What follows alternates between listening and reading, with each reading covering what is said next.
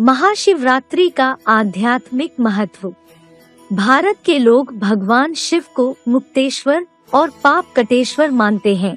भारत में यह मान्यता है कि भगवान शिव आशुतोष हैं, अर्थात जल्दी और सहज ही प्रसन्न हो जाने वाले हैं, और अवधरदानी भी हैं, अर्थात सहज ही वरदान देने वाले हैं।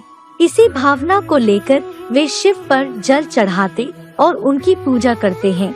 परंतु प्रश्न उठता है कि जीवन भर भगवान शिव की आराधना करते रहने पर तथा हर वर्ष श्रद्धा पूर्वक शिवरात्रि पर जागरण, व्रत इत्यादि करने पर भी मनुष्य के पाप और संताप क्यों नहीं मिटते? उसे सदाकाल की सुख शांति क्यों नहीं प्राप्त होती? आखिर भगवान शिव को प्रसन्न करने की सहज विधि क्या है? शिवरात्रि का वास्तविक महत्व क्या है? हम शिवरात्रि कैसे मनाएं और महाशिव का रात्रि के साथ क्या संबंध है? महाशिवरात्रि सारी मानवता के लिए एक बहुत ही महत्वपूर्ण त्योहार है। रात्रि का अर्थ है रात या अंधेरा। रात्रि में देखना कठिन हो जाता है और अपने लक्ष्य को पाने के लिए भटकते रहते हैं। रात्रि इस दुनिया में अत्यधिक अज्ञानता और अनैतिकता की घोतक है। मनुष्य जीवन बहुत ही तनावपूर्ण है और हर कोई इतना व्यस्त है कि यह भी स्पष्ट रीति से नहीं जानता कि मानवता किस ओर बढ़ रही है। काम, क्रोध, लोभ, मोह, अहंकार रूपी विकारों ने हर मनुष्य मात्र को अज्ञान रूपी अंधेरे के गिरफ्त में ले रखा है। यह ही है रात्रि, अर्थात अज्ञानता की रात्रि। अज्ञान अंधकार की वह रात्रि सभी मनुष्य मात्र के लिए कल्याणकारी साबित हो जाती है। कैसे?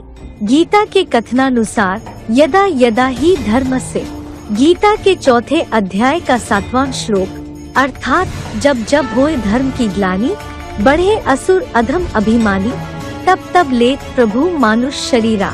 महाशिवरात्रि पर मनुष्य ईश्वर के अवतरण की खुशी में मनाते हैं, परंतु उस ईश्वर को जानते नहीं हैं।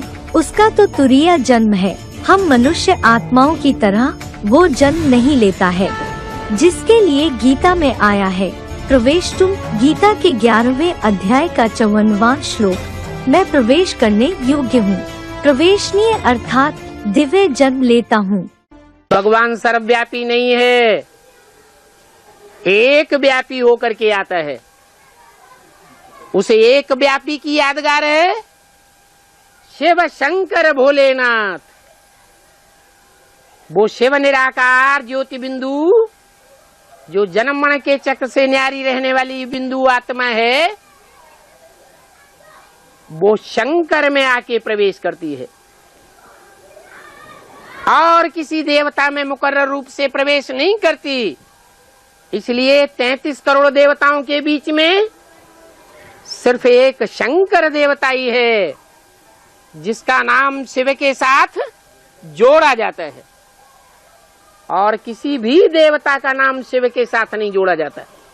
ज्ञान सूर्य प्रगटा, अज्ञान अंधेर विनाश, अर्थात जब काम, क्रोध, लोभ, मोह, अहंकार रूपी विकारों की गिरफ्त में मनुष्य फंस जाते हैं, जब मनुष्य अधर्म को ही धर्म समझने लगते हैं, ऐसी घोर रात्रि में भगवान आकर के हमें ज्ञान की रोशनी देकर जगाता है, जिसकी यादगार में शिवरात्रि के दिन जागरण करते हैं, अर्थात अज्ञान की नींद से जागना।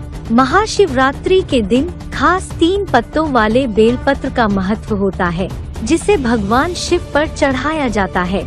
बेलपत्र की 3 पत्तियां त्रिमूर्ति शिव के 3 कार्यकर्ता ब्रह्मा, विष्णु और शंकर की यादगार हैं।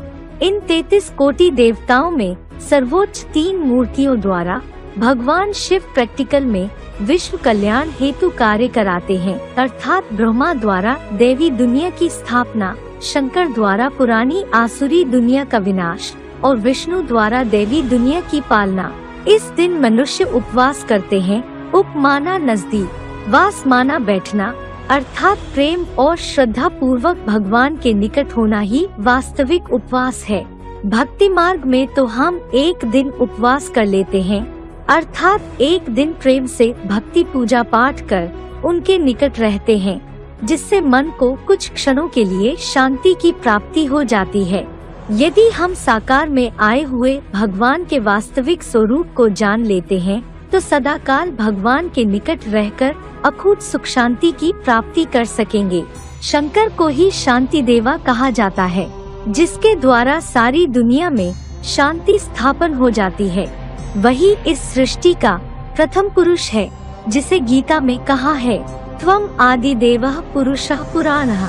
गीता के 11वें अध्याय का 38वां श्लोक। वो मात्र हिंदू धर्म से ही संबंधित है, ऐसे नहीं है।